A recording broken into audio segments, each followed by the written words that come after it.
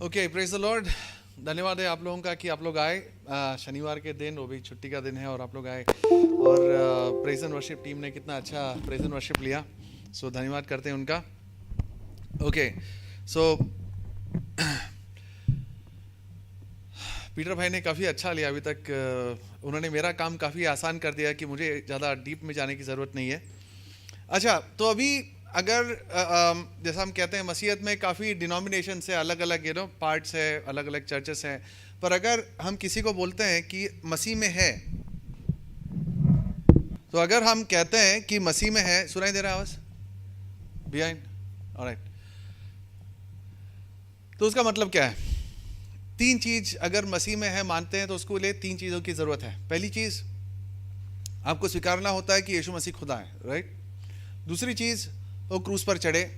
और तीसरी चीज़, वो तीसरे दिन जी उठे। एम आई राइट? तीनों में से अगर एक चीज़ भी अगर किसी ने नकारा तो उसको मसीह में नहीं कह सकते। मान लिए आप अलग अलग चर्चेस हैं, जो भी हैं, बट ये तीन चीज़ तो आप मानते ही हो अगर आप मसीह में हो तो, राइट। तो अगर बाकी सब, अगर हमने अपना जो डिफरेंसेस है अगर उसको बाजू में रखा और ये तीन बुनियादी बातों पर ध्यान दी, तो मेरा काम है लास्ट के दो पॉइंट्स, दैट इज यीशु मसीह को क्रूस पर चढ़ाया गया और तीसरे दिन वो जी उठे। पर ये हम सबसे कहते हैं सबसे फाउंडेशनल टॉपिक क्यों बोलते हैं, सबसे ज़्यादा महत्वपूर्ण हम क्यों बोलते हैं?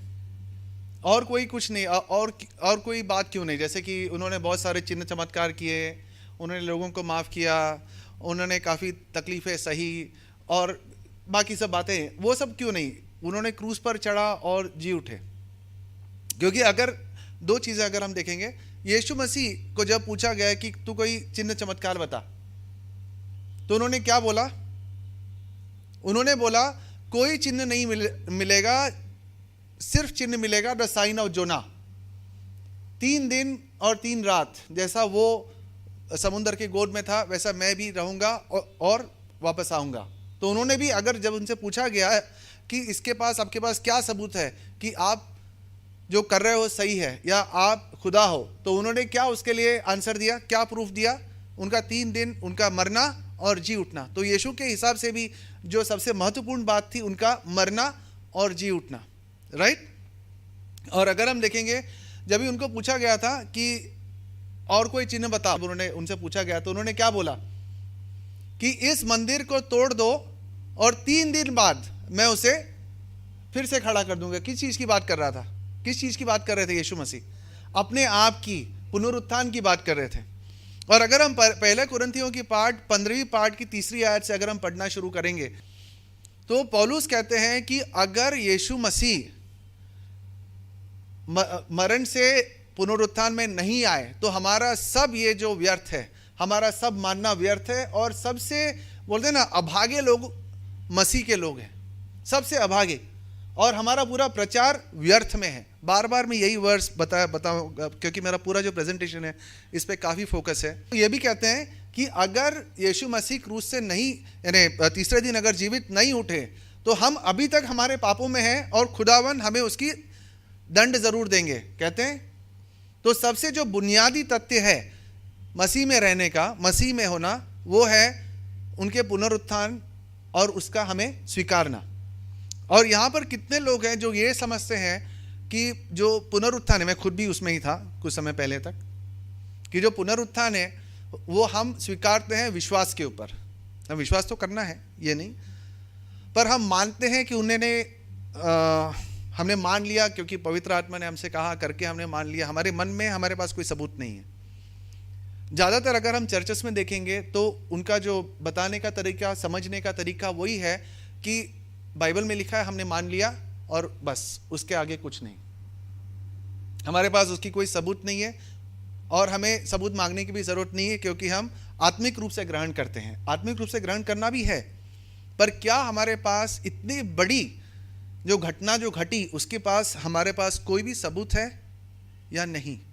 अगर यीशु मसीह का पुनरुत्थान में होना सबसे बुनियादी तथ्य है, तो उसका कुछ तो सबूत होना चाहिए कि वो भी, यीशु मसीह भी चाहते हैं कि हम उसको अंधविश्वास में स्वीकार लें, कि आंख बंद करके स्वीकार लो, कुछ सवाल नहीं पूछना। अगर ऐसा है तो बाकी धर्मों में भी वही होता है, आंख बंद करके स्वीकार लो। पर जो हमारा खुदा है वो चाहते हैं कि इतनी जो बुनियादी तथ्य हैं वो हम सिर्फ अपने रूह में नहीं, सिर्फ हमारे दिल से नहीं, बट हमारे दिमाग से भी स्वीकारें। राइट? हमारा जो विश्वास है वो अंधविश्वास नहीं है। तो अभी हम उस तरफ में जाएंगे। शॉर्ट में मैं यीशु मसीह का क्रूस पर चढ़ने को कवर कर दूंगा, क्योंकि ये एक ऐसा सत्य है जिसके पूरी दुनिया में कोई स्कॉलर, कोई इतिहासकार नहीं है जो उसे नकारता हो। हार्डली 2 हैं, और उनके जो मानने का जो ये मानना कि यीशु मसीह क्रूस पर नहीं चढ़े, उसके पीछे कोई विज्ञान या कोई सोच नहीं है, वो उनका खुद की मनगढ़ंत है। बाकी सब हजारों जो इतिहासकार है और जो ज्ञानी है जो मसीह में नहीं है, पर उनका उस पर कोई डाउट नहीं है कि यीशु मसीह को क्रूस पे चढ़ाया गया। तो उस पर हम ज़्यादा ध्यान नहीं देंगे, क्योंकि ज़्यादा जो इम्पोर्टेंस है वो यीशु मसीह का पुनरुत्थान। तो सिर्फ बाइबल में 136 बार यीशु मसीह ने खुद कहा है कि मैं क्रूस पर चढ़ूंगा, मैं मरूंगा और तीसरे दिन में जी उठूंगा। 136 बार। तो एक शॉर्ट में, ये तो मेरा सब्जेक्ट नहीं, बट अगर जब कोई मुसलमान अगर आपसे पूछता है कि बाइबल में बता दो कहाँ पर यीशु मसीह ने कहा कि मैं खुदा हूँ और मैं उसे स्वीकार लूँगा, तो उनसे आप ये पूछ सकते हो 136 बार ये तो कहा है कि यीशु मसीह ने कहा है, अपने मुंह से कहा है कि मैं क्रूस पर चढ़ूंगा और 3 दिन बाद फिर से जी उठूंगा। आप तो नहीं स्वीकारते। जब कहते हो एक बात तो दूसरा बात भी स्वीकार लो। तो 136 बार बाइबल में खुद लिखा गया है न्यू टेस्टामेंट में। और बाइबल के अलावा 13 और इतिहासकार हैं जो यीशु मसीह में नहीं है, मसीह में नहीं है, जिन्होंने अपने अपने किताबों में, अपने अपने इतिहास की किताबों में, पन्नों में उन्होंने लिखा है कि यीशु मसीह एक थे, अच्छे इंसान थे, जो भी थे, या लोग उन्हें अच्छा समझते थे और उन्हें क्रूस पर चढ़ाया गया। और एक एक इतिहासकारों ने यह भी लिखा है कि उनके चेले कुछ दिनों बाद ये कहने लगे कि यीशु मसीह फिर से जी उठे। उन्होंने ये नहीं कहा कि ये सत्य है, पर उन्होंने रिकॉर्ड किया कि उनके चेलों ने ऐसा मानते थे। तो यीशु मसीह का क्रूस पर चढ़ना इतिहास के पन्नों में लिखा हुआ है। और अगर कोई एक ऐसा किताब है जो ये समझता है कि यीशु मसीह क्रूस पर नहीं चढ़े, तो वो है कुरान। अब मैं उसमें तो जाऊंगा नहीं, उस पर काफ़ी डिटेल में हमारे फ्रांसिस भाई कवर करेंगे। तो इतिहास के पन्नों में और बाइबल में ये एकदम क्लियर है। पूरी दुनिया में कोई इतिहासकार नहीं है जो ये माने कि यीशु मसीह एक सही जीते जाते इंसान थे और उन्हें क्रूस पर चढ़ाया गया। रोमन लोगों ने उन्हें क्रूस पर चढ़ाया। इस पे पूरी दुनिया में कोई डाउट नहीं है। यीशु मसीह के पुनरुत्थान और क्रूस पर चढ़ने और पुनरुत्थान होने के 100 साल तक हमारे पास जितने भी किताबें हैं, जितने भी इतिहास के पन्ने हैं, कहीं पर भी ये नहीं लिखा गया है कि यीशु मसीह को क्रूस पर नहीं चढ़ाया गया। अभी हम आते हैं पुनरुत्थान के तथ्यों पर कि उस पर हम कैसे जाने कि जो पुनरुत्थान सही में हुआ नहीं हुआ, कि ये हमारी मनगढ़ंत है। क्योंकि सही में जब मैं भी यीशु मसीह में आया तभी मन में लगता था कि शायद वो जो चेले हैं उन्होंने मन में उनको लगा होगा कि उनके जो गुरु हैं, उनके जो खुदा हैं, जिनको खुदा मानते हैं, वो शायद जी उठे। ऐसे बहुत सारे लोग हैं। कभी शायद आपके मन में भी डाउट आ सकता है कि हम कैसे मान ले। मत्ती की किताब में कुछ और लिखा है, मरकुस के किताब में कुछ और लिखा है, लूका ने कुछ और लिखा है, यूहन्ना ने कुछ और लिखा है। जो इन्हें पुनरुत्थान का जो किस्सा है अलग अलग लिखा है। फिर ऐसे हम कैसे मान ले? तो अभी हम उसमें जाएंगे कि इस पे दाव पे क्या लगा हुआ है। पहला कुरिन्थियंस 15वीं पार्ट की 12वीं से 19वीं आयत में हम देखते हैं कि अगर यीशु मसीह क्रूस पर नहीं चढ़ाए गए, तो ये देखिए, मसीह नहीं जी उठा। अगर हमने मान लिया कि मसीह नहीं जी उठा तो हमारा प्रचार करना व्यर्थ है, पौलुस कहते हैं। तो हम क्या प्रचार कर रहे हैं? बाकी सब जो है, मोहम्मद आए मर गए, ये आए मर गए, वो आए मर गए, ये भी आके चल बसे। तो हमारे पास ऐसा क्या है? अगर यीशु मसीह मरे हुए में से जिलाए नहीं गए तो हमारा क्या पापों की माफ़ी हुई?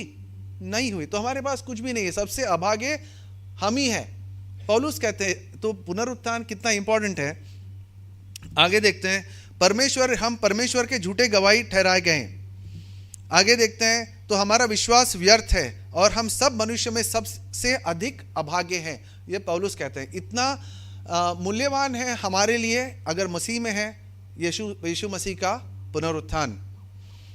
और जो है क्या दावे पे क्या लगा है, सब कुछ, और सब कुछ हमारा पूरा मसीह में रहना, सब कुछ दाव पे लगा हुआ है सिर्फ और सिर्फ पुनरुत्थान पर।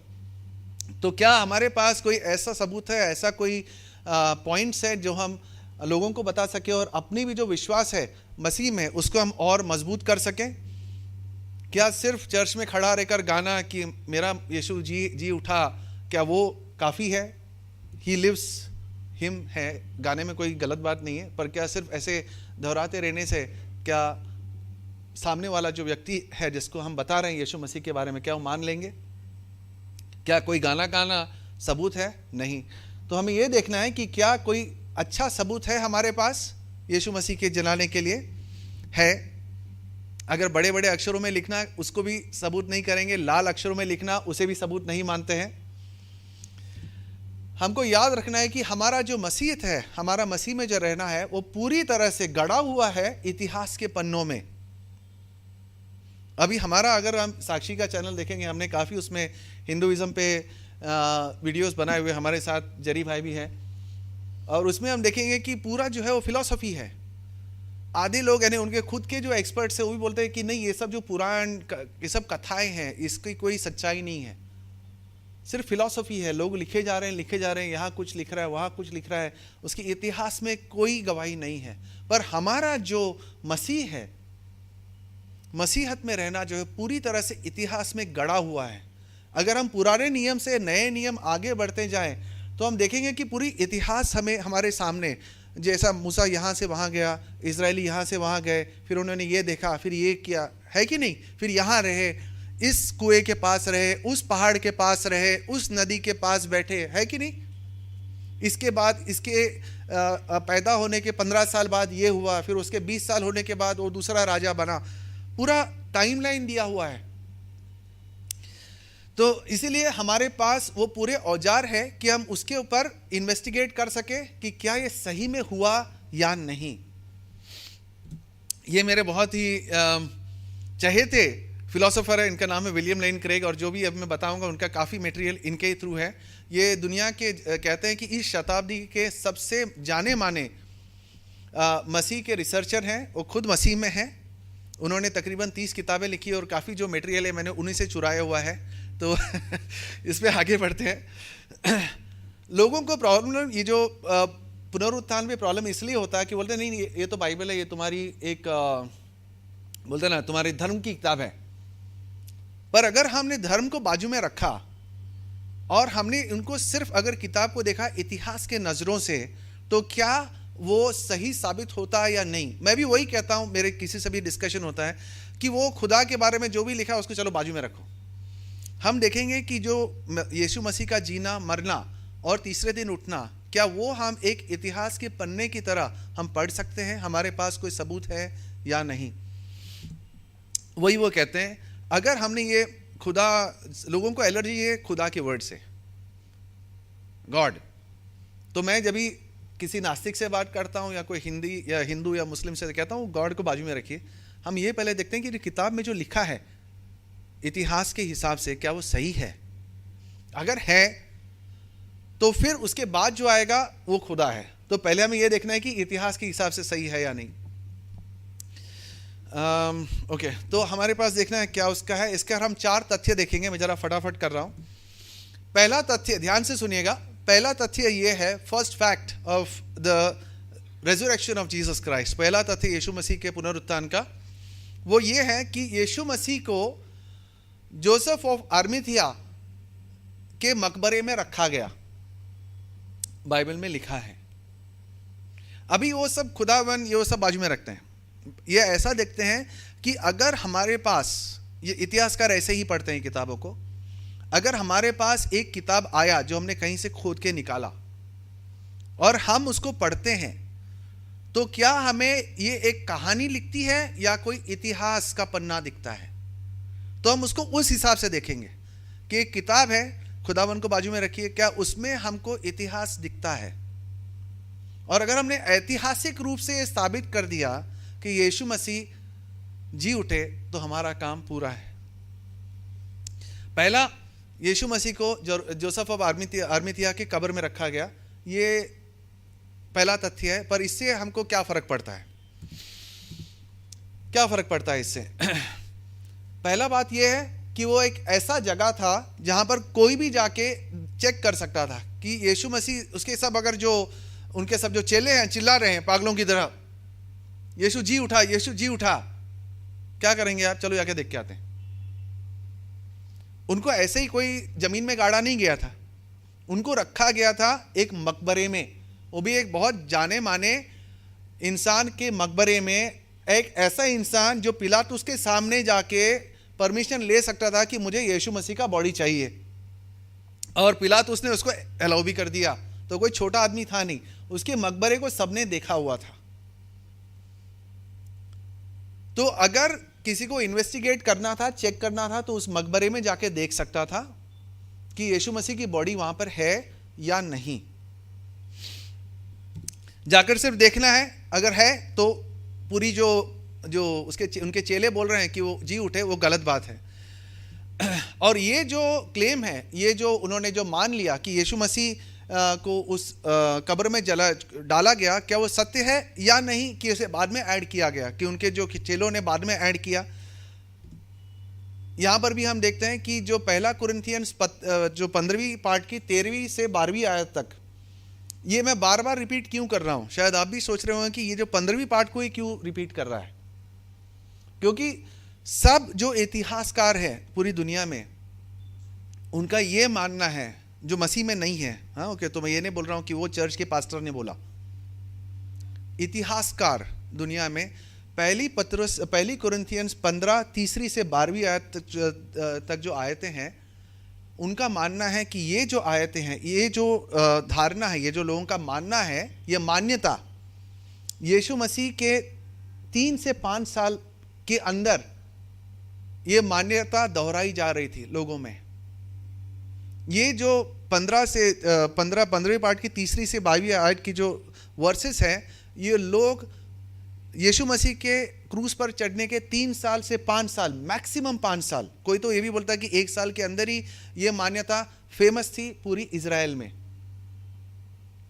ये ऐसी नहीं है कि पौलुस ने किताब लिखी यीशु मसीह के पुनरुत्थान के 20 साल बाद। यीशु मसीह के पुनरुत्थान के 1 साल के अंदर ये जो वर्सेस हैं वो लोग मान रहे थे और दोहरा रहे थे। पहला कुरिन्थियंस 15 3 से 8, जो और पौलुस बोलते हैं, जो मुझे पहुंची थी वो मैं आपको बता रहा हूं, जो मुझे पहुंचाई गई थी मैं तुम्हें वही बात मैंने भी पहुंचा दी। यानी कि ये जो वर्सेस है 3री आयत के बाद, ये पौलुस ने अपने आप से नहीं लिखा, जो पौलुस ने दूसरे लोगों से सुनी थी, जो दोहराई जा रही थी पूरी इजराइल में, वो उन्होंने यहां पर रिकॉर्ड किया। और ये मैं नहीं कह रहा हूं, दुनिया के सबसे जाने माने इतिहासकार कहते हैं। उन्होंने यीशु को, ये जो इतिहासकार हैं, वो लोग यीशु को खुदा नहीं मानते, वो बाइबल को एक इतिहास का पन्ना सोचते हैं। दूसरी बात है कि जोसेफ ऑफ अरिमथिया जो थे, वो उस टोली के सहभागी थे, उस टोली के पार्ट थे जिन्होंने यीशु मसीह को क्रूस पर चढ़ाया। जोसेफ ऑफ अरिमथिया कौन थे? सैनेड्रिन के हिस्सा थे, अगर आप जानते हैं, वो भी एक फर्सी खुद थे, और उनकी टोली ने यीशु मसीह को क्रूस पर चढ़ाया। तो अगर किसी को यह स्टोरी बनाना था कि जोसेफ ऑफ अरिमथिया के मकबरे में यीशु मसीह को रखा गया, अगर किसी को अगर कहानी बनानी थी, वो जोसेफ ऑफ अरिमथिया का नाम कभी नहीं लेगा, क्योंकि जोसेफ ऑफ अरिमथिया जो है, वो जो उनकी जो टोली थी, वो यीशु मसीह के खिलाफ थे। तो अगर मुझे किसी के बारे में कुछ बड़ा मनगढ़ंत कहानी बनानी है, मैं कभी उसके दुश्मन का नाम नहीं डालूंगा उसके अंदर, क्योंकि मुझे एक्सप्लेन करना पड़ेगा कि जोसेफ ऑफ अरिमथिया ने यीशु मसीह का बॉडी क्यों लिया, वो तो उनके खिलाफ थे। मैं किसी उनके जो यीशु मसीह के साथ थे, उनके किसी का नाम ले लेता, पर यहां पर जो नाम लिया गया है, वो यीशु मसीह के खिलाफ जो थे, वो टोली का एक सदस्य ने यीशु मसीह के बॉडी को लिया। शायद वो एक ऐसे इंसान थे जिन्होंने दिल में यीशु मसीह को स्वीकार चुके थे कि वो एक मामूली इंसान नहीं है। ये मैं नहीं कह सकता कि उन्होंने सोचा कि वो खुदा है या नहीं, पर उन्होंने यीशु मसीह से प्यार तो जरूर करते थे कि अपनी टोली के खिलाफ गए। पहला थेसलोनियन 2 दूसरे पाठ की 15वीं आयत में वहाँ पर भी लिखा हुआ है कि यीशु मसीह अगर ये जोसेफ ऑफ अरिमथिया की जो बात अगर एक गप थी जो लोगों ने अपने मनगढ़ंत रूप से बनाई, तो जोसेफ ऑफ अरिमथिया का नाम कभी नहीं लेते। तो इसमें हम 3 चीज़ें देखते हैं। एक तो उनका मकबरे का जो जगह था, कहाँ पर उनका मकबरा है जोसेफ ऑफ अरिमथिया का, वो सबको पता था। तो अगर लोगों को ये लगता कि ये जो चेले हैं झूठ बोल रहे हैं, तो सिर्फ जाके मकबरे में देखने था कि उनका बॉडी वहाँ पे पड़ा है या नहीं। और जो इनका यीशु मसीह का कब्र में डालना और फिर से जी उठना, वो यीशु मसीह के पुनरुत्थान होने के 1 साल के अंदर लोगों में काफ़ी अच्छी तरह से बस चुका था कि यीशु मसीह क्रूस पर चढ़े और तीसरे दिन जी उठे। ये मैं नहीं कहता, इतिहासकार कहते हैं। और अंत में जोसेफ ऑफ अरिमथिया वो एक यीशु के बोलते हैं ना साथ में नहीं थे, बट उनके खिलाफ थे उनकी टोली, पर उन्होंने यीशु मसीह का बॉडी लिया। तो अगर किसी ने गप की हिसाब से लिख रहे हैं, तो बोलते हैं ना मनगढ़ंत कहानी लिख रहे हैं, तो ऐसी चीज़ मनगढ़ंत कहानियों में नहीं आती हैं। तो जब इतिहासकार इनके पन्नों को पढ़ते हैं, वो ये सब चीज़ों को देखते हैं।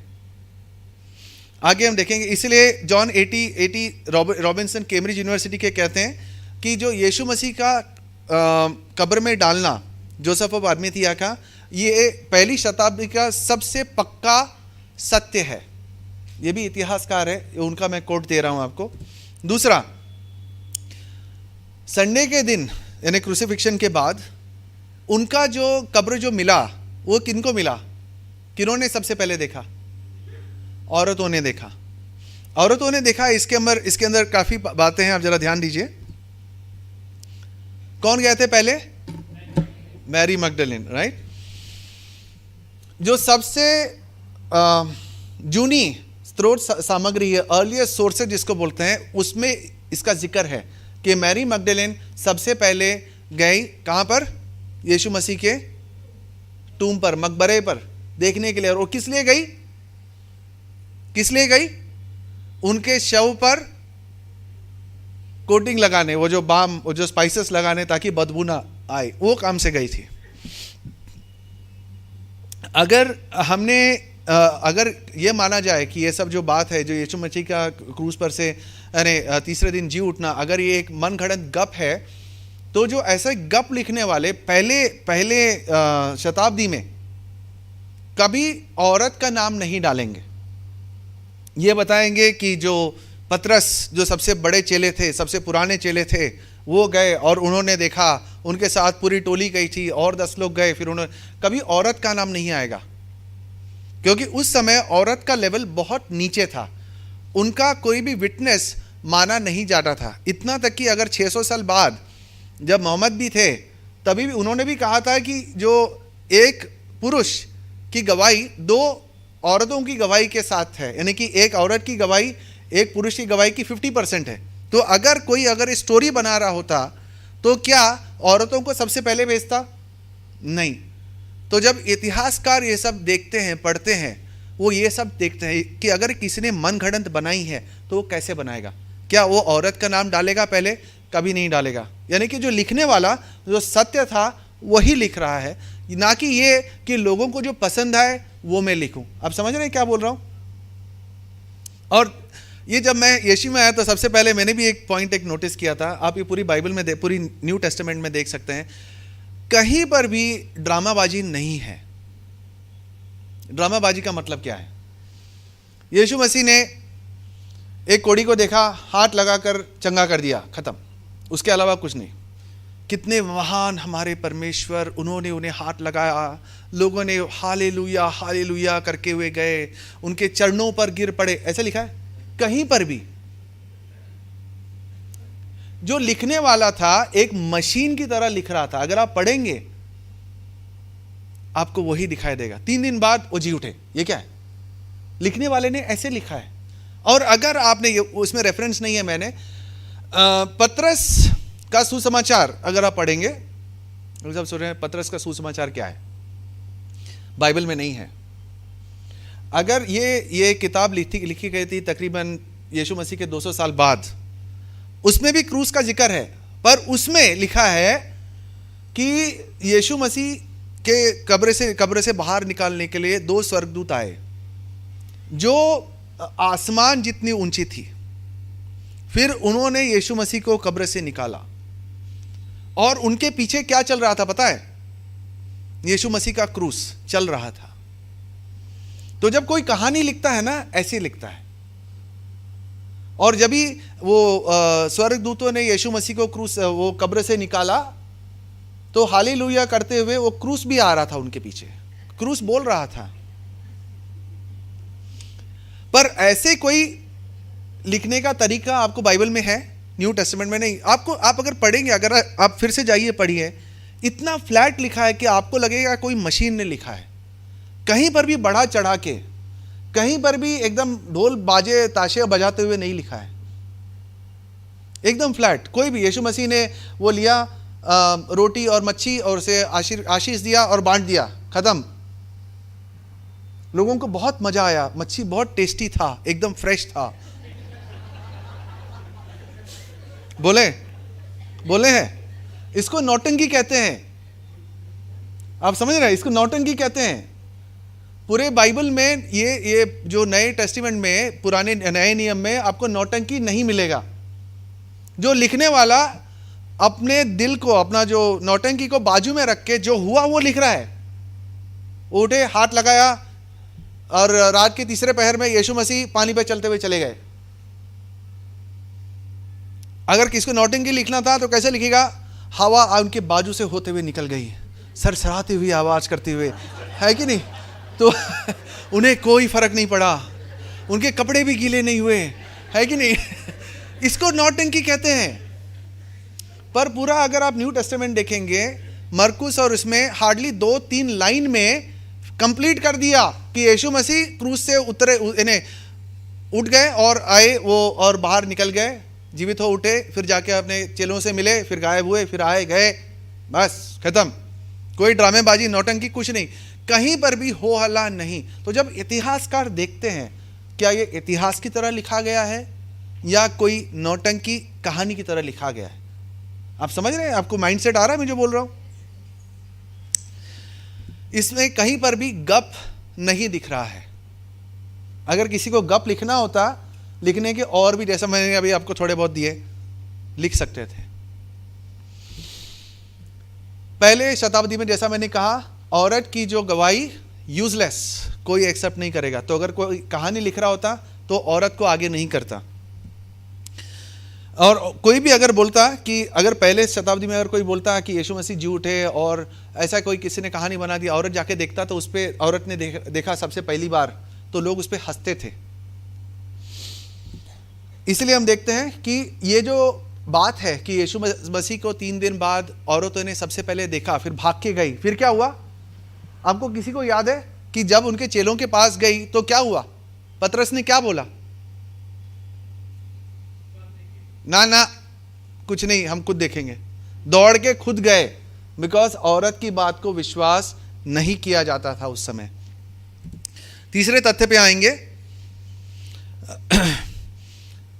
काफी समय, मल्टीपल ओकेशंस में, एक बार से ज्यादा बार में यीशु मसीह को उनके चेलों ने जीवित देखा, उनके साथ में बातें की। ये सबसे महत्वपूर्ण तथ्य है हमारे पास। इमामस के रोड के ऊपर उनके जो 2 चेलों ने उनको देखा, उनसे बातें की, और काफ़ी बार उन्होंने लोगों से मिले। और लोग कहते हैं, जो पुनरुत्थान में नहीं मानते हैं, वो बोलते हैं कि शायद उन्हें भ्रम हुआ होगा।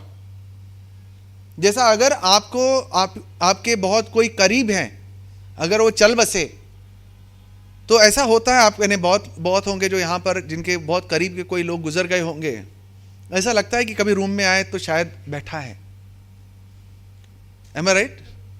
शायद पीछे से आ रहा है, या तो उसने कुछ बोला, या तो उसकी आवाज सुनाई दी, होता है। तो इतिहास भूत वैसा हाँ, तो लोगों का, साइंटिस्ट ये बोलते हैं कि शायद इनको भ्रम हुआ है। तो उनको भ्रम हुआ है, लोग कहते हैं उनको भ्रम हुआ है, बट इसमें भ्रम होने की कोई आशंका है ही नहीं। क्योंकि क्यों ऐसे कहता हूँ, क्योंकि किसी भी साइंस के हिसाब से, किसी विज्ञान के एक्सपेरिमेंट के हिसाब से जो हम देखते हैं, जो हमको भ्रम होता है, वो ऐसा भ्रम होता है जो हमारे मन में ऑलरेडी लगता है कि नहीं, शायद ये मरा नहीं होगा, शायद ये वापस आने वाला है, शायद ये मेरे से फिर से वहाँ से मेरे को कुछ चिन्ह चमत्कार करके बताएगा, सॉर्ट ऑफ अ थिंग। पर जो पहले सेंचुरी के, पहले सदी के जो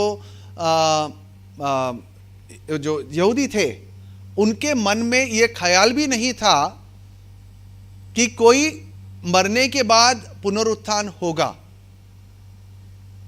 इसीलिए लाजरस आपने देखे यूहन्ना की पाठ में, जब यीशु मसीह ने मरियम से कहा कि नहीं, जो लाजरस है मरा नहीं, वो जी उठा, वो जिएगा, मरियम ने उसको क्या कहा? किसी को याद है क्या कहा? हाँ, वो तो मैं जानती हूं कि वो जी उठेंगे अंत के समय में, है कि नहीं? वो मानने से इनकार, क्योंकि यहूदियों के जो फिलॉसफी में, थियोलॉजी में ये पॉइंट ही नहीं था कि कोई मरने के बाद इस तरह से उसका पुनरुत्थान होगा। हाँ, कुछ लोगों को यीशु मसीह ने जिंदा किया, बट अभी जो जिंदा करने वाला ही चल बसा, तो अभी उनको कौन जिंदा करेगा? आप समझ रहे हो? तो इसीलिए हम देखते हैं कि जो ज़्यादा जो मल्टीपल लोग हैं, एक से ज़्यादा लोग, कहीं ऐसा नहीं कि एक ही बंदे ने बोला, काफ़ी लोगों ने देखा यीशु मसीह को जिंदा, और ऐसे लोग भी जो यीशु मसीह को विश्वास नहीं करते थे, जैसे कि जेम्स, यीशु मसीह के खुद के भाई। यीशु मसीह के जीते हुए उन्होंने यीशु मसीह पर विश्वास नहीं किया, पर आगे चल के वो यीशु मसीह में विश्वास कर बैठे। क्योंकि अगर हम देखेंगे पहला कुरिन्थियंस की वही 15 से 15वें पाठ की 3 से 8वीं आयत में, अंत में वो याकूब, जेम्स, उनसे भी मिले, और जब यीशु मसीह के खुद के भाई बहन ने उनको जीवित देखा तो उनको विश्वास करना ही पड़ा, और उसके लिए उनको अंत में अपना जान भी देनी पड़ी। याकूब ने अपनी जान दे दी, उनको मार दिया गया। और ये एक बहुत ही बड़ी बात है, क्योंकि इतिहास के पन्नों में याकूब का जो मरना लिखा हुआ है, उसकी कब्र भी लोगों को मिला है। तो आप ऐसा सोचिए कि अगर आपको बोले कि आपका भाई खुदा है, देखो अभी से ही मुंह बना रहे हैं अब क्या करेंगे? मुंह बनाओगे, मुझे दिख भी रहा है, मुंह दिख रहा है, तो आप खुद भी मुंह बनाओगे। तो यहां पर जो जेम्स है और उनके जो परिवारगण हैं, उन्होंने भी यीशु मसीह को स्वीकारा नहीं था, जैसे लिखा है, बाइबल में लिखा है। तो ऐसा क्या हुआ कि यीशु मसीह के मरने के बाद उसमें विश्वास कर बैठे और अपनी जान भी दे दी? वही पहला कोरिन्थियंस 15वें पाठ की 3 से 8वीं आयत में लिखा है कि वो याकूब से भी मिले, और वो बाद में वो अर्ली यरूशलेम के चर्च का एक मुख्य स्तंभ बन गया। एक तो पतरस था और दूसरा याकूब यानी जेम्स। वही वर्सेस मैंने फिर से लिखा हुआ है यहीं पे, और हम देखेंगे यहां पर भी जेम्स जो उनके भाई, उनसे भी वो मिले, और वो उन्होंने यीशु मसीह को जीवित देखकर अपने आप को समर्पित कर दिया। तो अगर हम देखेंगे जो विलियम लेन क्रेग जिनका फोटो हमने बताया था, उसमें भी अगर हम देखेंगे कि अंत में जो वर्ड्स है कि फिर वो याकूब से मिले, पहला कोरिन्थियंस 15 3 से 8वीं आयत में, फिर वो याकूब से मिले, ये बहुत ही महत्वपूर्ण है। याकूब का नाम लेके कहा गया कि फिर वो याकूब से मिले, और किसी का नाम लिया है तो वो एक पतरस से मिले, याकूब से मिले, और फिर बाकी 12 से मिले, और 500 लोगों से मिले, और अंत में मुझसे मिले। ये पौलुस कहते हैं। जैसा हम देखते हैं कि कोई ऐसा कुछ नहीं है कि एक बंदे ने यीशु मसीह को जीवित देखा, तकरीबन 500 लोगों ने काफी हफ्तों तक यीशु मसीह को जिंदा देखा, और उसके लिए अंत में अपनी जान भी दे दी। तो अगर कोई इतिहास का पन्ना अगर इसको पकड़ के देखेंगे तो ये सब बातें जो इतिहासकारों को ये कन्विंस करती है कि कुछ तो हुआ था। अगर खुदा को अगर वो स्वीकारते नहीं हैं तो फिर उनके ऊपर वो अलग अलग थियरी निकालते हैं कि शायद, ये इतिहासकार ऐसे सोचते हैं कि शायद उन्होंने उस दिन ज़्यादा दारू पिया होगा। मजाक नहीं कर रहा हूँ कि उनको यीशु मसीह दिख गए, मजाक नहीं कर रहा हूँ हकीकत में। बिकॉज ये जो हुआ, ये जो घटना जो हुई उसको नकार नहीं सकते। अगर स्वीकारें तो उनके पास क्या बचा? ये स्वीकारना कि यीशु मसीह खुदा है, जो स्वीकारना नहीं चाहते तो फिर क्या करेंगे? अलग अलग स्टोरीज बनाते हैं कि और क्या हुआ होगा और क्या हो सकता है। और यहां पर मैंने जर्ड लुडेमान, जो जर्मनी के एक बहुत ही प्रसिद्ध इतिहासकार हैं जो मसीह में नहीं हैं, और वो लोगों के साथ में डिबेट भी करते हैं कि मसीह खुदा नहीं है, उनकी खुद की भी गवाही है जो कहते हैं कि ये एक इतिहास का सत्य है कि जो पतरस और उनके जो बाकी जो चेले हैं उन्होंने ऐसा एक्सपीरियंस किया कि यीशु मसीह मरने के बाद उनसे मिले। ये एक्सपीरियंस सही था या नहीं वो नहीं कहते हैं, वो कहते हैं कि ये ऐतिहासिक सच है। जर्मन के नंबर 1 जो बोलते हैं ना यूनिवर्सिटी चेयर है, यूनिवर्सिटी के टॉप में जो है इतिहासकार, उनका बोलना है ये। और वो मसीह में नहीं है, तो ये नहीं सोचना कि मसीह में है तो मान रहे हैं, नहीं मानते। और वो जो फोटो जो बताया था विलियम लेन क्रेग, उनके साथ तो डिबेट भी कर चुके हैं कि यीशु मसीह खुदा नहीं है, पर उनका भी मानना है कि ये एक ऐतिहासिक सच है कि वो यीशु मसीह क्रूस पर चढ़े और उसके बाद पतरस और उनके जो चेले थे वो ये मानने लगे कि वो जिंदा है और उन्होंने यीशु मसीह से मिले, ऐसे मानने लगे। चौथा तथ्य फटाफट मैं क्लोज करता हूं। जो यीशु मसीह के जो चेले थे वो ये बाद में प्रीच करने लगे कि यीशु मसीह कब्र से जी उठे। ये मेरा चौथा तथ्य है। ये क्यों ऐतिहासिक है और क्यों ये महत्वपूर्ण है? क्योंकि इससे झूठ बोलने से उनको क्या मिला? क्या उन्हें कोई बहुत बड़ा खजाना मिला? क्या वो कोई बहुत बड़े मंदिर के मठ संस्थापक बन गए? बहुत सारा खजाना, खाना पीना, औरतें मिली? नहीं, सिर्फ जिल्लत मिली और जिल्लत भरी मौत मिली। आप एक झूठ के लिए जी सकते हो, बट क्या आप एक झूठ के लिए मरोगे? नहीं। आप समझ रहे हो क्या बोल रहा हूं? उस समय के लोग कि कोई भी जो डिसाइपल्स थे उनके मन में ये धारणाएं थी ही नहीं कि कोई मरने के बाद मसीहा जी उठेगा। और अगर आप प्रेरितों के काम पढ़ोगे, गमलीएल खुद बोलते हैं कि अगर ये गलत है, जैसा आप देखे हुए इससे पहले जोसेफ करके कोई आए, बाद में रोमियो ने उन्हें पकड़ के क्रूस पर चढ़ा दिया और उसकी पूरी जो टोली खत्म हो गई। उसके बाद में और कोई आया, उसको भी फिर वो भी अपने आप को मसीह बता रहा था, फिर उसको भी लोगों ने क्रूस पे चढ़ाया और उसकी पूरी टोली खत्म हो गई। फिर ये तीसरा आया, आपको याद होगा प्रेरितों के काम दूसरे पार्ट में लिखा हुआ है। और फिर गमलीएल कहते हैं कि इनको छोड़ दो, अगर ये भी अगर खुदा से नहीं है, कौन? यीशु के चेले, और यीशु खुदा नहीं है तो ये अपने आप ही खत्म हो जाएंगे। पर अगर ये सत्य है तो तुम खुदा के खिलाफ आ रहे हो, लिखा है बाइबल में। और वही हुआ। वो जो चेले थे, अगर आप बाइबल में अगर देखोगे, यीशु मसीह को क्रूस पे चढ़ाने के बाद चेले क्या करने लगे? तुरंत चिल्लाने लगे? नहीं।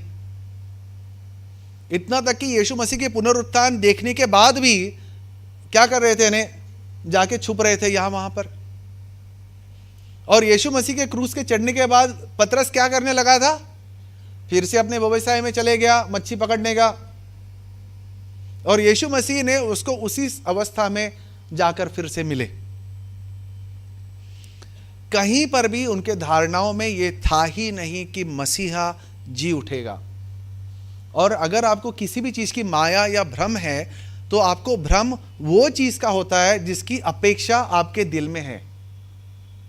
सही? जो आपके तहे दिल में जो चीज है उसी चीज का आप सपना देखते हो या तो भ्रम होता है। बट पूरी यहूदी संस्था में कहीं पर भी एक फिर से जी उठने वाला मसीहा के बारे में उनके मन में था ही नहीं। और बाइबल के हिसाब से अगर हम देखेंगे, व्यवस्था विवरण में अगर हम उसका वर्ष देखेंगे 21वीं पार्ट की 23वीं आयत में, कि जो कोई क्रूस पर चढ़ाया गया वो एक श्रापित है। तो यानी यीशु मसीह श्रापित है, इसीलिए वो वहाँ से निकल पड़े थे। अगर यीशु मसीह का पुनरुत्थान नहीं हुआ तो उनको वापस से मच्छी पकड़ने और यहाँ वहाँ टहलने निकल चुके होते। उनके पास अभी कुछ भी नहीं बचा था। और अगर यीशु मसीह का पुनरुत्थान उन्होंने खुद से देखा नहीं होता और पवित्र आत्मा ने उन पर नहीं आई होती तो आज हम भी यहाँ पर बैठे नहीं होते, क्योंकि यीशु मसीह का इतिहास के पन्नों में भी जो जिक्र था वो भी खत्म हो चुका होता। सब कुछ इसी पे निर्भर है कि यीशु मसीह का पुनरुत्थान हुआ। ये एक ऐतिहासिक सच है। उन्होंने सब कुछ यीशु मसीह को दे दिया था और वो अभी जा चुके हैं। पर तो भी हम देखते हैं जितना भी वो डिसाइपल्स की गलतफहमी हो, भले ही उनके यीशु मसीह ने उनको 10 बार बोल चुका था कि मैं जी उठूंगा, तो भी उन्होंने माना नहीं। माने क्या? नहीं, अपने अपने घर में घुस के बैठ गए। है मैं राइट? पर तो भी यीशु मसीह जी उठे, उन्होंने देखा यीशु मसीह को, उनके साथ समय बिताई और फिर अपना जो सुसमाचार दुनिया के कोने कोने में उन्होंने प्रचार किया और यीशु मसीह आज भी जिंदा है। आमीन। तो बाद में वो जो चेले हैं अपने आप को यीशु मसीह के लिए स्वीकार निछावर कर दिया। और जैसा हम पढ़ते हैं काफ़ी किताबों में कि बहुत ही दर्दनाक मौत मरे। कोई एक चेला भी ऐसा नहीं था एक्सेप्ट जॉन, जो पैटमोस के आइलैंड पे उन्हें तड़ी पार डाल दिया गया था। बाकी सब बहुत ही बुरी तरह की मौत मरे। और अगर हम वो छोड़िए, अगर प्रेरितों के काम भी देखें, यहाँ वहाँ जब वो प्रचार करते थे तो क्या होता था? दरवाज़ा खोल के आ जाओ अंदर आ जाओ, हमारे घर में रहो, ये लो खाना, ये लो पैसा। ऐसा हुआ था? नहीं। कितनी बार के तो पौलुस को मार मार के अपने जो शहर के बाहर फेंक दिए थे कि मर चुका है कि नहीं? उसको क्या पड़ी थी? पौलुस का भी जो कन्वर्शन होना वो भी एक ऐतिहासिक सच है।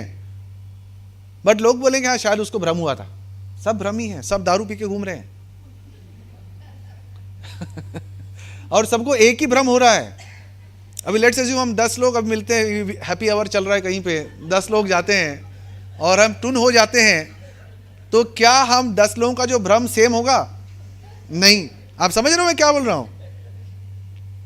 बट इतिहासकार जो यीशु मसीह को स्वीकारते नहीं है, ऐसे ऐसे थियरीज निकालते हैं ये एक्सप्लेन करने के लिए कि यीशु मसीह का पुनरुत्थान नहीं हुआ तो फिर क्या हुआ।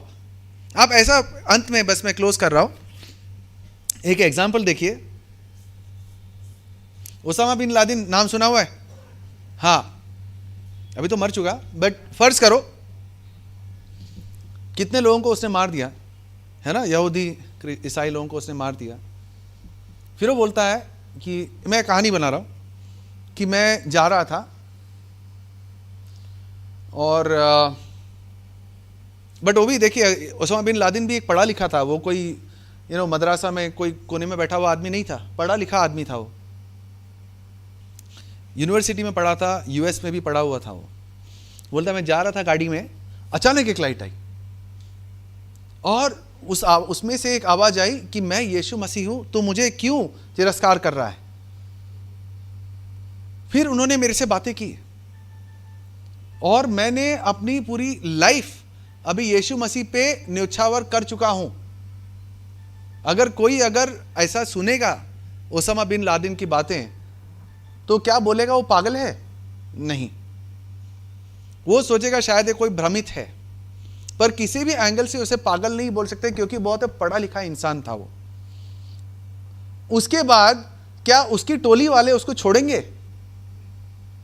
लोग सोचेंगे यार इसने बताया क्यों, ये तो झूठ तो बोल नहीं सकता, क्योंकि इससे पता है कि झूठ बोलने का उसको सजा क्या मिलेगी। यानी अगर ये गप बना के बोल रहा है इसमें उसकी फायदा तो होगा नहीं, मोस्ट प्रॉब्ली उसी के टोले वाले उसको मार देंगे। हमारा जो पौलुस है उस समय का ओसामा लादेन है। उनका जो कन्वर्जन है उस पर भी जो इतिहासकार जो है एकदम अचंभित हैं कि उनका कन्वर्जन हुआ तो कैसे हुआ और सबका जो भ्रम एक कैसे हो सकता है। तो इन शॉर्ट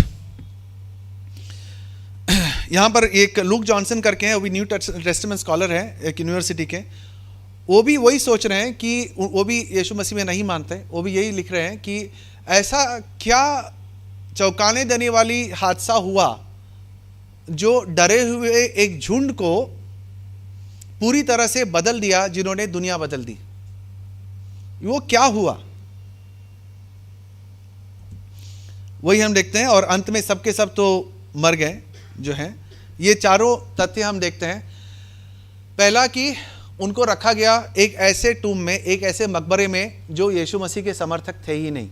अगर कोई कहानी बना रहा होता तो ऐसी बातें नहीं डालता। दूसरी बात, वो अगर लेट्स से अगर कोई कहानी बना रहा होता ना कि यीशु मसीह हम ऐसा लिखते हैं, अगर मैं लिख रहा होता तो ऐसे ही करता, आप भी शायद वही करते एनीवे बट अगर मैं एक कहानी लिख रहा होता कि चलो ऐसा करते हैं कि अभी यीशु मसीह को तो चढ़ा दिए क्रूज पर, अभी कहानी बनाते हैं कि वो जी उठे,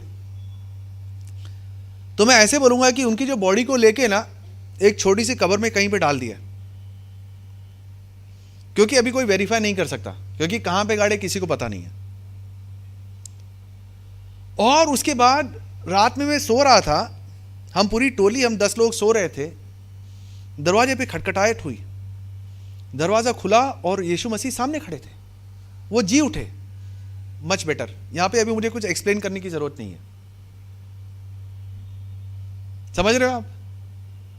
पर यहां पर हम देखते हैं बाइबल में ऐसी ऐसी बातें उन्होंने लिखी है कि अगर मन घड़ंत अगर बना रहे होते तो वो छुपा देते ये सब बातें, जैसे कि औरतों ने उन्हें पहले देखा, जैसे कि ऐसे मकबरे में डाले जो यीशु मसीह के साथ में नहीं थे, जैसे कि आगे चल के हम देखते हैं कि लोगों के पास मिले 1, 2, 3, 400, 500 लोगों के साथ मिले, और ऐसे लोग जो पौलुस के समय जिंदा भी थे। और चौथे में हम देखते हैं कि अगर वो ये सब बातें भी अगर चलो गप होती, तो वो जो डिसाइपल्स थे, सबसे पहले जो डिसाइपल्स थे, उन्होंने ये गप बना के क्या पाया? कुछ बहुत बड़ी मिल्कियत मिली? नहीं, सिर्फ जिल्लत भरी मौत मिली। तो अगर कहानी बन रही होती तो ऐसा कहानी कोई नहीं बनाता। इसीलिए इतिहासकार जो हैं अक्रॉस द वर्ल्ड ये मानते हैं कि कुछ तो हुआ, ये नहीं बोले कि जिंदा हो उठे, कुछ तो हुआ था। क्या हुआ था हमें पता नहीं, क्योंकि अगर उन्होंने बोला हमने स्वीकार कर लिया तो यानी वो भी मसीह में आ गए, राइट। और अंत में मैं एग्जांपल दूंगा, जो साइमन ग्रीनलीफ, आप खुद भी सर्च कर सकते हैं। साइमन ग्रीनलीफ हमारे जो इस जगत के सबसे बड़े बोलते हैं ना जज कहते हैं, जिन्होंने जो लॉ की किताबें लिखी, साइमन ग्रीनलीफ। उनकी किताबें अभी तक यूनिवर्सिटीज़ में टेक्स्ट बुक के जैसा वापरा जाता है। उन्होंने शुरुआत की इस पर इन्वेस्टिगेट करने की कि क्या यीशु मसीह क्रूस पर चढ़े, जिंदा हुए या नहीं। अंत में उनका जो आउटकम यही आया कि यीशु मसीह हकीकत में तीसरे दिन जीवित हो उठे और उन्होंने यीशु मसीह को स्वीकार लिया। तो जब हम भी किसी को बातें करेंगे तो हमको भी बताना है कि बाइबल में जिस तरह से लिखा गया है वो किसी भी तरह से मन घड़ंत नहीं हो सकता। जो है वो लिखा है बिना ढोल बाजे बजाए हुए। आमीन। तो धन्यवाद है आपका, आपके समय के लिए। बिना सोए आपने मेरा लेक्चर सुना। तो और कोई भी अगर सवालात हो आप लिखत में दीजिएगा, अंत में हम उसको जितना हो सके हम उसको कवर करेंगे। Thank you, God bless you.